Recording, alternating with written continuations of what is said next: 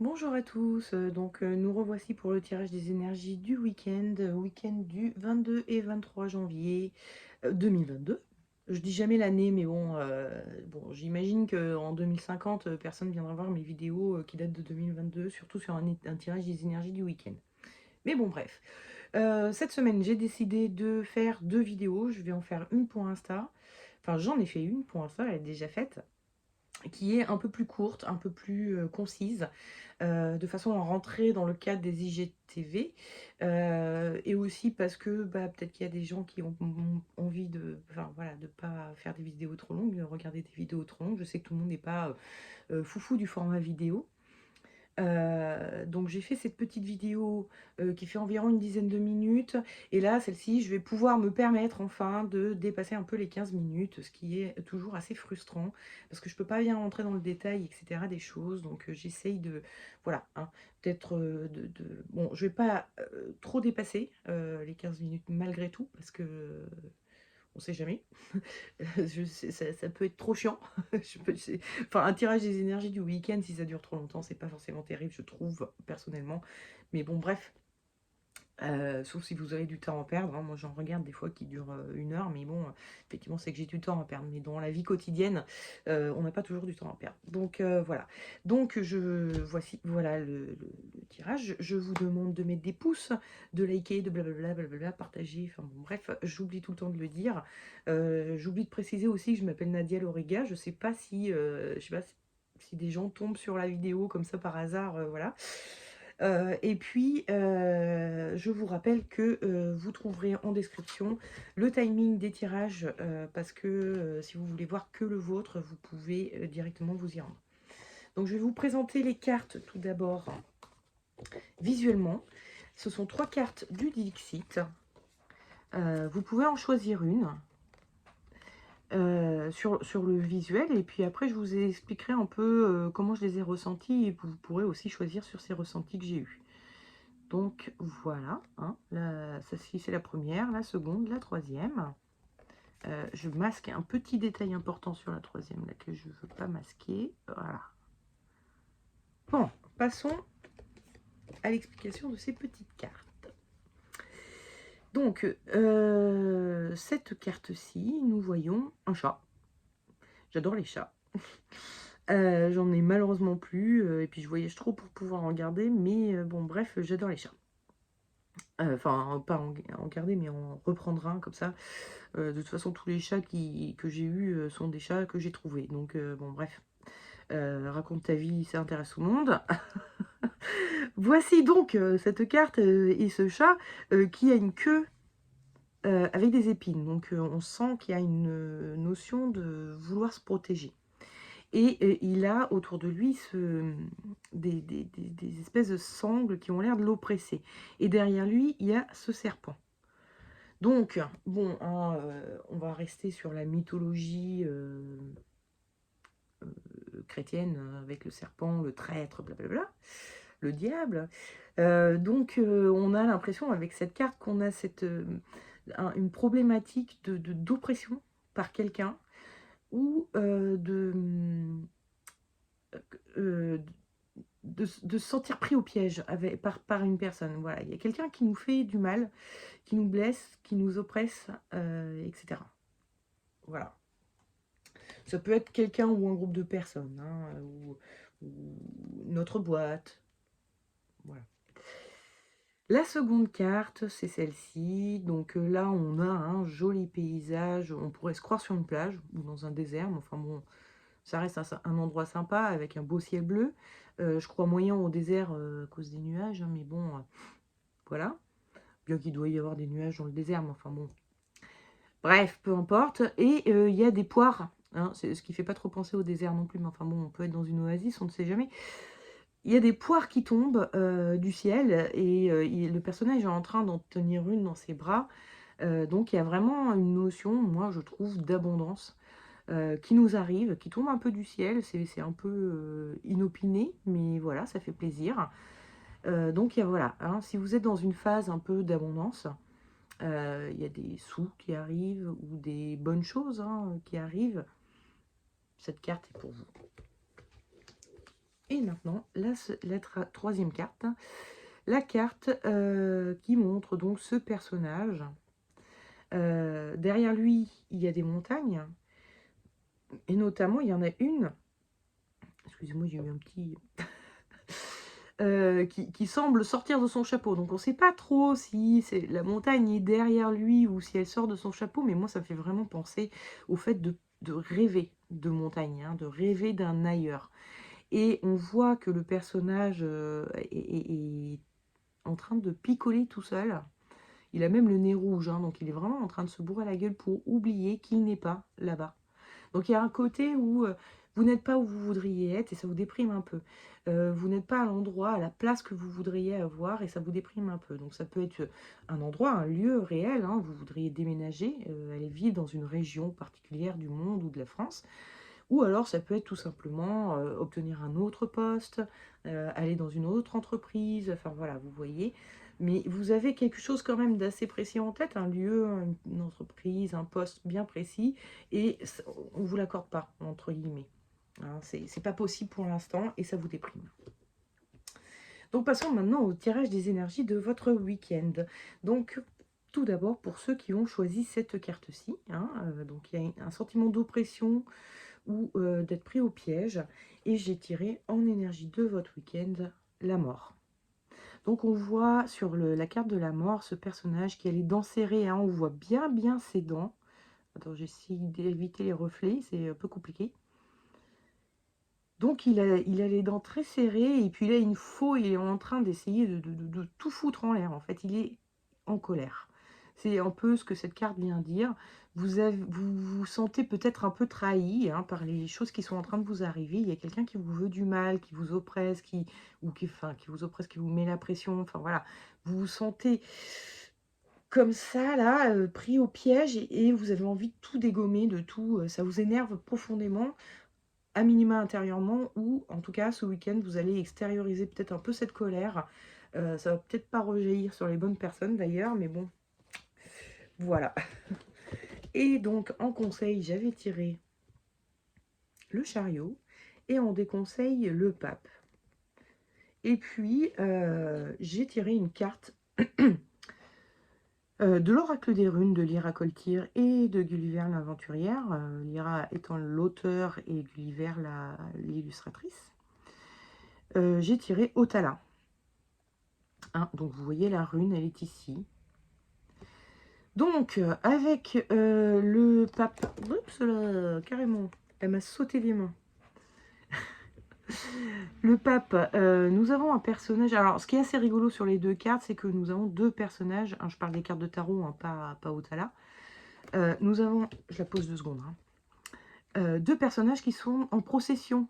Hein. Le pape, il pourrait avoir l'air statique, mais il pourrait aussi avoir l'air d'être dans sa papa mobile. En fait, les papes ont souvent fait ça, hein, de se déplacer au milieu des foules pour les bénir. Donc, il est possiblement en procession, en train de bénir les gens, et bah, lui, il est aussi en procession, en parade, plus exactement.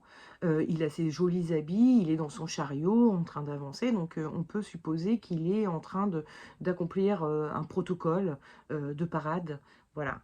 Donc, et la différence par contre, c'est que lui prête attention à ceux qui l'entourent pour les bénir, hein, il est là pour ça, donc il doit prêter attention à tout le monde, tandis que lui, si on regarde bien, on voit qu'il a les yeux un peu dans le vague. Il est en train de penser à toute autre chose. Il ne fait absolument pas attention aux gens qui l'entourent. Il a un protocole à faire, hein, donc il faut qu'il fasse ce qu'il a à faire. Mais il fait fi de ce que les autres pensent. Et en fait, c'est un peu en train de vous dire que... Enfin bon, avec Otala, on n'a pas trop ces notions-là. Je vous en parle tout de suite après. Il y a un peu une notion, on pourrait penser qu'il y a une notion de vouloir se rassembler dans son camp, parce que Otala, c'est une carte qui va parler de famille, au sens élargi, hein, évidemment, donc le clan.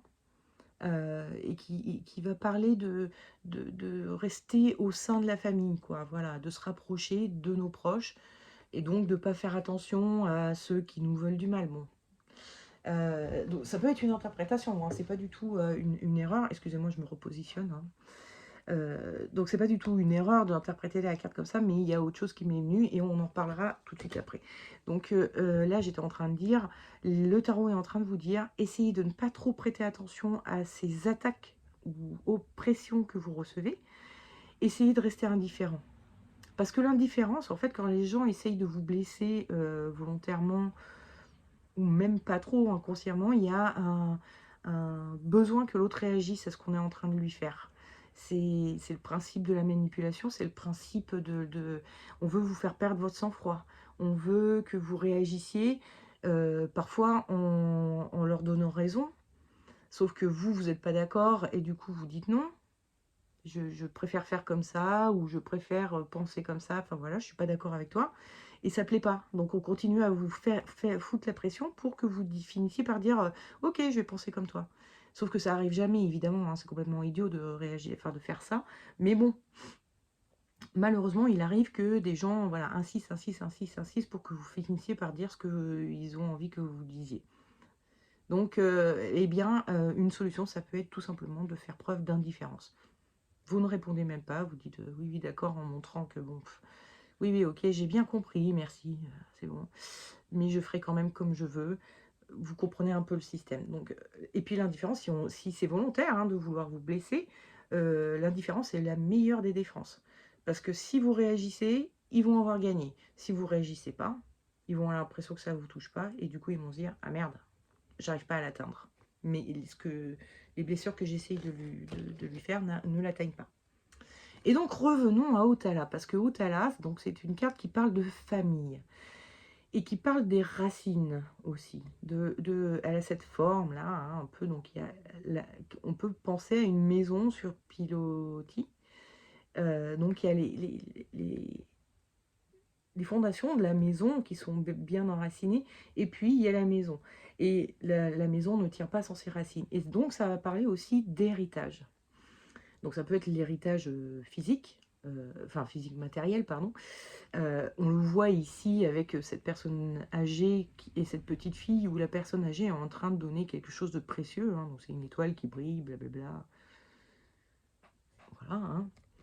Et on a vraiment cette notion voilà, d'héritage. Et moi, ça m'a fait penser à l'héritage émotionnel. Est-ce que, hein, c'est une chose que je vous lance comme ça, vous voyez, il n'y aurait pas dans votre famille vos parents, mais ça peut être aussi vos grands-parents, arrière-grands-parents, et vous pouvez aller voir assez loin, quelqu'un qui aurait vécu des attaques répétées comme ça, ou qui aurait été abandonné, ou qui aurait été trahi, et qui en aurait beaucoup souffert, et qui n'aurait pas forcément résolu cette problématique. C'est un peu un problème qui l'a déprimé jusqu'à sa mort, ou qui l'a, voilà, quelque chose qui l'a travaillé jusqu'à ce qu'il meure, sans qu'il ait pu vraiment résoudre et digérer cette situation. Donc, est-ce que vous n'avez pas ça dans votre famille et sur laquelle vous pourriez travailler? Par exemple, alors souvent en psychogénéalogie, hein, ça, ce travail sur la généalogie, les héritages émotionnels qu'on récupère de la famille, ça s'appelle la psychogénéalogie. Et souvent dans la psychogénéalogie, on vous demande d'accomplir des petits actes psychomagiques pour essayer de vous libérer de ces héritages émotionnels. Donc ce sont des actes qui sont, par exemple, d'écrire une lettre qu'on va brûler ensuite, ou qu'on va déchirer et jeter, ou jeter dans une eau courante en espérant que la lettre atteigne la personne concernée. Et il s'agit là d'écrire une lettre. Alors c'est un exemple, la lettre, parce qu'il peut y en avoir plein d'autres, hein, des petits actes de psychomagie, mais c'est une lettre où on va s'adresser à notre aïeul pour lui dire cette épreuve que tu as vécue, j'en suis désolée pour toi, mais moi, elle ne m'appartient pas. Donc, je n'en veux pas et je préfère m'en libérer, je te la rends. Voilà. C'est très gentiment, hein, puis c'est surtout si c'est un beau-parent proche, hein, papa ou maman. Bon, voilà, vous n'allez pas leur dire tu me fais chier, pourquoi tu m'as donné ça? Non, on est plus, c'est très gentil, mais c'est pour dire, exprimer un peu à l'univers que cet héritage, on n'en veut plus et on s'en libère, tout simplement. À ce propos, je vous conseille les livres de Natacha Calestrémé, en particulier La clé de votre énergie. Vous pouvez aussi essayer avec Trouver ma place, qui reprend, ce sont des petits protocoles qu'elle donne, qui sont assez efficaces et qui sont assez sympas, pour se libérer notamment des héritages émotionnels, mais il y a d'autres trucs. Enfin bon, bref, c'est assez dense et assez riche. Et dans Trouver ma place, c'est plus en fonction de cette problématique, vous allez faire ces protocoles-là. Vous avez tous les mêmes protocoles que dans le premier livre, hein, La clé de votre énergie, mais c'est orienté sur j'ai cette problématique-là, donc quels sont les protocoles que je dois suivre pour essayer de la résorber.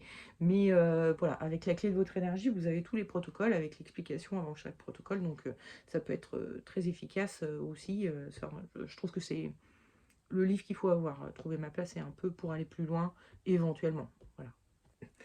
Mais celui qu'il faut avoir, c'est La clé de votre énergie. Essayez, vous m'en direz des nouvelles. En tout cas, pour ces problématiques d'hérédité, elle a un protocole qui est sympa. Qui est sympa et qui, voilà, et qui peut correspondre à votre petit être psychomagique que vous pourriez faire. Voilà. Donc, nous allons passer à ceux qui ont... je vérifie juste que j'ai repris parce qu'il y a une carte qui revient. Ouais, voilà. J'ai bien tout. Donc, ceux qui ont choisi cette carte-ci, hein, donc vous êtes dans une phase d'abondance. Je tire en énergie de votre week-end l'impératrice. L'impératrice, c'est un personnage qui a tous ses biens autour d'elle. Je vous le dis assez souvent, parce que c'est vraiment ça. Hein. Elle a ses biens autour d'elle, son bouclier, son sceptre, sa couronne, etc. Et puis, petit détail assez amusant, elle a ici, sous son bras, un espèce de bassin. Et qui fait fortement penser à un bénitier. Et dans un bénitier, il y a quoi? De l'eau. Et l'eau, ça peut faire penser aux liquidités. Donc si cette abondance vous arrive sous forme de biens matériels, vous, ce week-end, vous êtes en mode, je vais me la mettre sous le coude, je vais me mettre ça de côté. Je vais peut-être pas pouvoir tout consommer, utiliser tout de suite, là, ce week-end. Donc je m'en garde un peu pour plus tard. Donc il y a vraiment cette notion d'économiser, de thésauriser, de mettre de côté, ou de se garder pour plus tard. Voilà. Et en conseil, j'ai tiré le battleur, et en déconseil, j'ai tiré le pape. Et j'ai tiré aussi Tiwaz. Pas du tout. Turizaz.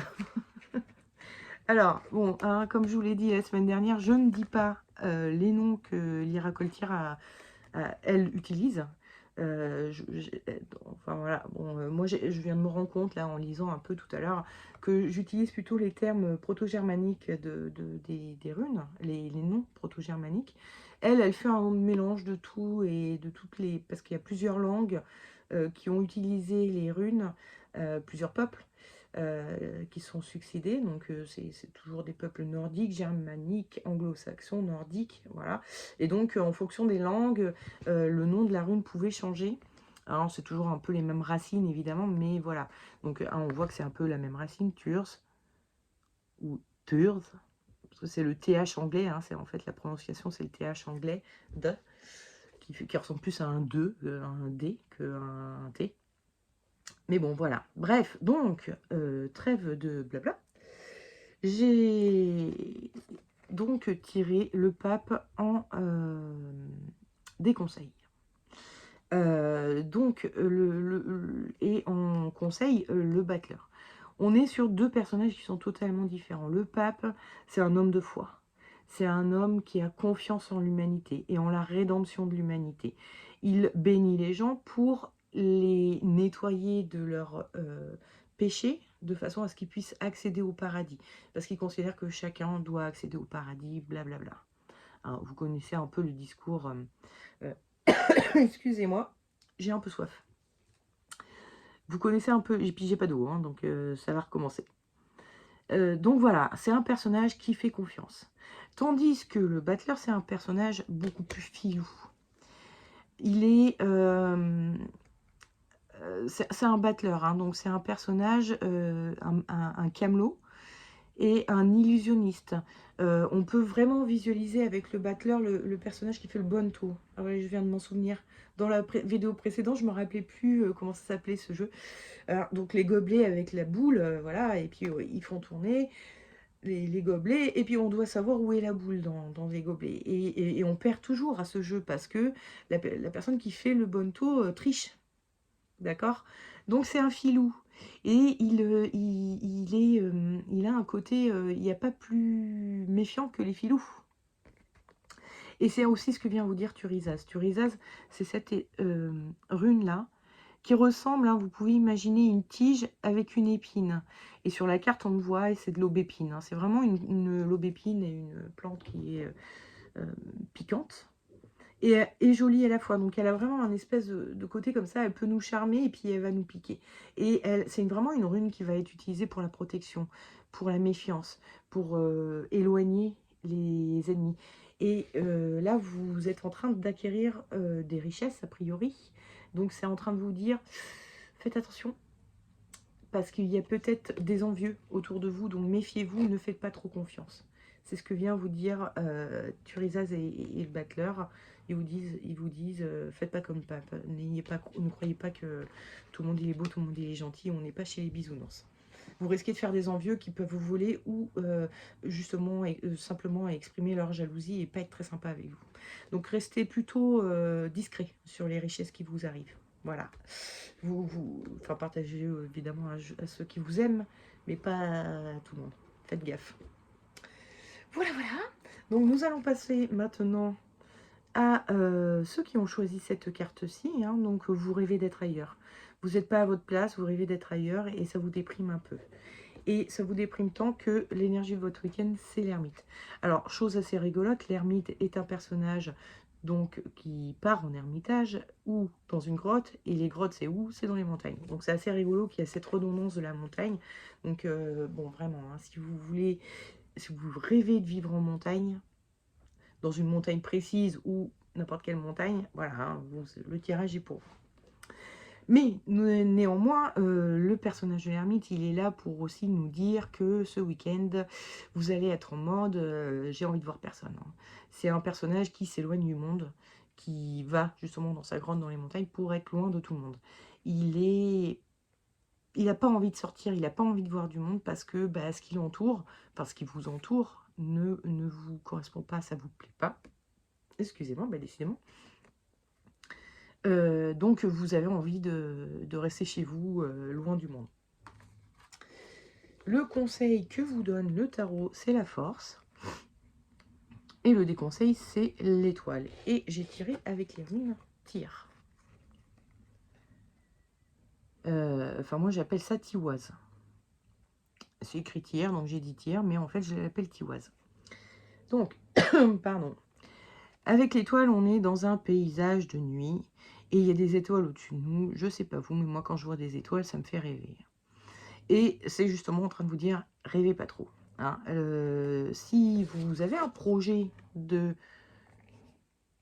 gravir une montagne, donc d'atteindre un objectif, d'aller dans une montagne, de vivre ailleurs, d'obtenir un poste précis, ou de travailler pour une entreprise précise, ou d'aller vivre à un endroit précis. Bref, si vous voulez faire ça, ça ne va pas tomber tout cru dans votre bec. Ça vous dit, ne rêvez pas trop, ne soyez pas trop inactif. Ça vous demande, au contraire, d'être plutôt dans l'esprit de la force, qui, elle est active. Alors, on voit avec ses yeux qu'elle s'ennuie un peu. Hein, elle est en train de faire un travail qui est un peu redondant. Elle a un grand savoir-faire. Elle sait le faire, elle le fait de façon mécanique. Et du coup, ça devient un peu ennuyeux, ce boulot. Ok, mais c'est nécessaire. Vous avez besoin soit de travailler encore pour obtenir le poste, si c'est un poste que vous voulez obtenir, soit d'accumuler de l'argent pour déménager, si c'est un déménagement que vous voulez. Vous voyez un peu le truc, hein. Ça veut dire, il y a encore du taf à faire, vous ne pouvez pas obtenir ça tout de suite, comme ça, tel que les choses sont. Et effectivement, Tyr vient un peu renforcer ça. Tyr, c'est Tiwaz, pardon. Eh bien, elle me confuse du coup, Lyra, parce que maintenant, je vais donner des noms que je donnais jamais avant. Bref, Tiwaz, c'est une rune qui parle de stratégie, qui parle aussi de sacrifice beaucoup, hein. Tyr, c'est un dieu qui s'est sacrifié pour sauver le monde de Fenrir, hein. C'est un loup légendaire, enfin bon bref, qui était à deux doigts de détruire le monde, les astres. Et donc il a donné sa main pour pouvoir coincer Tyr, en fait, le prendre au piège. Bref, donc il y a une notion de sacrifice avec Tiwaz, et qui dit, c'est ce que vous disiez la force aussi, elle vous disait: ok, vous vous ennuyez là où vous êtes, c'est pas bien, vous déprimez un peu, mais il faut encore tenir le coup un petit moment, ça vaut le coup, parce que c'est aussi ce que dit Tiwaz, c'est si vous faites ce sacrifice, vous allez obtenir ce que vous rêvez. Donc voilà, hein, essayez de tenir un peu le coup. Vous pourrez un jour partir dans les montagnes. En ce qui me concerne, cette carte, elle me parle pas mal parce que moi, j'ai une montagne que j'aime beaucoup et dans laquelle je veux vivre. Donc, une montagne bien précise. Donc, bon, voilà, hein, c'est une carte qui me parle un peu. Mais voilà, il va falloir être un peu patient, il y a encore un peu de taf avant de pouvoir réaliser ce rêve, donc voilà. Et c'est le cas aussi pour vous, quel que soit votre rêve, hein. C'est pas une montagne, mais autre chose, il y a un truc à gravir en tout cas.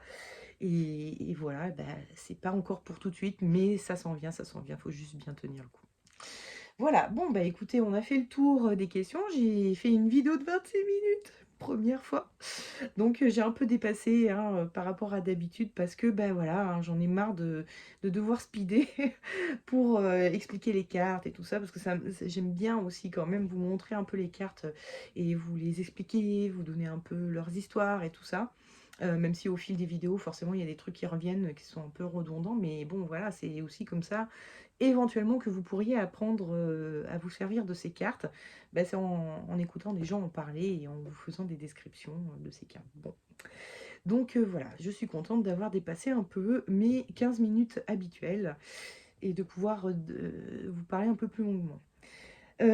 Sur ces entrefaits, je vous souhaite un excellent week-end, hein, donc. Et je vous dis à la semaine prochaine, vendredi prochain, pour le tirage des énergies du week-end de la semaine prochaine. Décidément, ça va être la fin de toutes mes vidéos, ça va être comme ça. Voilà. Ciao.